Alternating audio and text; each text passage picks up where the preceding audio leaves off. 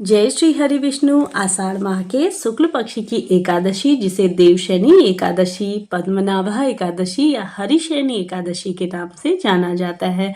इस दिन से भगवान श्री हरि विष्णु 4 माह के लिए बलि के द्वार पर पाताल लोक में निवास करते हैं और कार्तिक शुक्ल पक्ष की एकादशी को लौटते हैं। इसी दिन से चौमासे आरंभ हो जाते हैं, यानी कि चातुर्मास। इस दिन से भगवान श्री हरि विष्णु 4 माह के लिए क्षीर सागर में शयन करते हैं। इसी कारण इस एकादशी को हर्षियनी एकादशी तथा कार्तिक शुक्ल पक्ष की प्रबोधिनी एकादशी भी कहा जाता है। इन 4 महीनों में भगवान श्री हरि विष्णु के क्षीर सागर में शयन करने के कारण विवाह आदि कोई भी शुभ कार्य नहीं किया जाता। धार्मिक दृष्टि से यह 4 मास भगवान विष्णु का निद्रा काल माना जाता है। इन दिनों में तपस्वी भ्रमण नहीं करते, वे एक ही स्थान पर रहकर तपस्या करते हैं। इन दिनों केवल ब्रज की यात्रा की जाती है, क्योंकि इन 4 महीनों में भूमंडल यानी कि पृथ्वी के समस्त तीर्थ ब्रज में आकर निवास करते हैं। और ब्रह्मवैवर्त पुराण में इस एकादशी का विशेष महत्व माना गया है। इस व्रत को करने से प्राणी के समस्त प्रकार की मनोकामनाएं पूर्ण होती हैं, सभी पाप नष्ट होते हैं तथा भगवान हर्षिकेश प्रसन्न होते हैं। सभी एकादशियों को भगवान श्री हरि विष्णु की विधिवत रूप से पूजन करना चाहिए, परंतु आज की जैसा कि इस रात्रि में भगवान का शयन प्रारंभ होने के कारण इनकी विशेष पूजन करना चाहिए। इस दिन उपवास करके व्रत कथा अवश्य से सुननी चाहिए और भगवान श्री हरि विष्णु की प्रतिमा को आसन पर आसीन कर तथा उसको षोडशोपचार सहित पूजन करें। उनके हाथों में शंख, चक्र, गदा, पद्म सुशोभित कर उन्हें पीतांबर यानी कि पीले वस्त्रों व पीले दुपट्टे से सजाना चाहिए। पंचामृत से स्नान करवाएं। तत्पश्चात भगवान को धूप, दीप, पुष्प आदि से उनका पूजन करना चाहिए। भगवान को पान यानी कि तांबूल, सुपारी और पुंजी फल अर्पित करने चाहिए। इसके साथ ही मौसमी फलों का भोग लगाएं और सरल से मंत्रों का जाप करते हुए आपको इनका पूरा दिन प्रभु स्मरण करना चाहिए। जैसा कि ओम श्री कृष्णाय नमः कह सकते हैं आप, ओम नमो भगवते वासुदेवाय। पूरा दिन सरल से मंत्रों का जाप करना चाहिए। और साथ ही साथ मान्यता है कि इस प्रकार से प्रार्थना करने से, भगवान विष्णु का पूजन करने से समस्त प्रकार की मनोकामनाएं पूर्ण होती हैं। साथ ही साथ जैसा कि इन 4 महीनों के लिए अपनी रुचि अथवा अभिष्ट के अनुसार नित्य व्यवहार के पदार्थों का त्याग ग्रहण करें। जैसा कि मधुर स्वर के लिए गुड़ का अर्थात दीर्घायु अथवा पुत्र पौत्र की प्राप्ति के लिए तेल का, और शत्रु विनाशक के लिए कड़वे यानी कि सरसों के तेल का, सौभाग्य के लिए मीठे तेल का और स्वर्ग प्राप्ति के लिए पुष्पादि भोगों का त्याग करना चाहिए। देह शुद्धि या सुंदरता के लिए परिणित प्रमाण के पंचज्ञ का और साथ ही वंश वृद्धि के लिए नियमित दूध का और कुरुक्षेत्र आदि के समान फल मिलने के लिए बर्तन में भोजन करने के बजाय पत्र यानी कि पत्ती का भोजन करना चाहिए। इस प्रकार से इन 4 महीनों के नियम हैं। और साथ ही चातुर्मासी व्रतों में कुछ वर्जनाएं भी होती हैं, जैसे कि पलंग पर नहीं सोना चाहिए, भार्या का संग नहीं करना चाहिए, झूठ नहीं बोलना चाहिए, मांस मदिरा का प्रयोग न करें, शहद तथा किसी अन्य का दिया हुआ दही, भात इत्यादि आपको भोजन नहीं करना चाहिए। मूली, परवल और बैगन आदि का साग नहीं खाना चाहिए। इन 4 महीनों में इन्हें त्याग दें।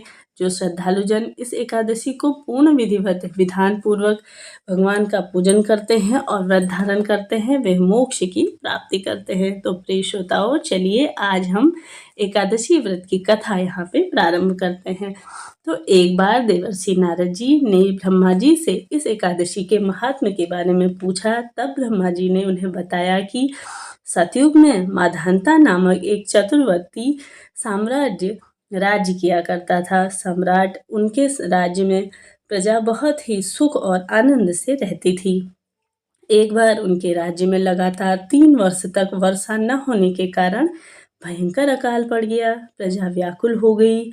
इस दुर्भिक्ष से चारों ओर त्राहि त्राहि मच गई। धर्म पक्ष के यज्ञ, हवन, पुण्य दान कराए गए, कथाएं की गई, व्रत आदि सब में कमी हो गई। प्रजा ने राजा के दरबार में जाकर अपनी वेदना की दुहाई दी। राजा ने कहा, आप लोगों का कष्ट भारी है, मैं प्रजा की भलाई हेतु पूरा प्रयत्न करूँगा। राजा इस स्थिति को लेकर पहले से ही दुखी थे। वे सोचने लगे कि आखिर में मैंने ऐसा कौन सा पाप कर्म कर दिया जिसका दंड मुझे इस रूप में भुगतना पड़ रहा है। फिर क्या था? फिर प्रजा की दुहाई तथा कष्ट को सहन न कर पाने के कारण, इस कष्ट से मुक्ति का कारण कोई साधक करने से उद्देश्य से राजा सेना को लेकर जंगल की ओर चल पड़े। तब जंगल में विचरण करते करते एक दिन वे ब्रह्मा जी के तेजस्वी पुत्र अंगिरा ऋषि के आश्रम में पहुंच गए और उन्हें साष्टांग प्रणाम किया। मुनि ने उन्हें आशीर्वाद देकर कुशल क्षेम पूछा। फिर जंगल में विचरने व अपने आश्रम में आने का अभिप्राय जानने चाहा। तब राजा ने हाथ जोड़कर कहा, महात्मन, सब प्रकार से धर्म का पालन करते हुए भी मैं अपने राज्य में दुक्षण का दृश्य देख रहा हूँ। मैं इसका कारण नहीं जानता। आखिर क्यों ऐसा हो रहा है? कृपा करके आप इसका समाधान कर मेरा संशय दूर कीजिए। यह सुनकर अंगिरा ऋषि ने कहा, हे राजन, यह सतयुग सब युगों में श्रेष्ठ और उत्तम माना गया है। इसमें छोटे से पाप का भी बड़ा भारी फल मिलता है। इसमें लोग ब्रह्मा जी की उपासना करते हैं। इसमें धर्म अपने चारों चरणों में व्याप्त रहता है।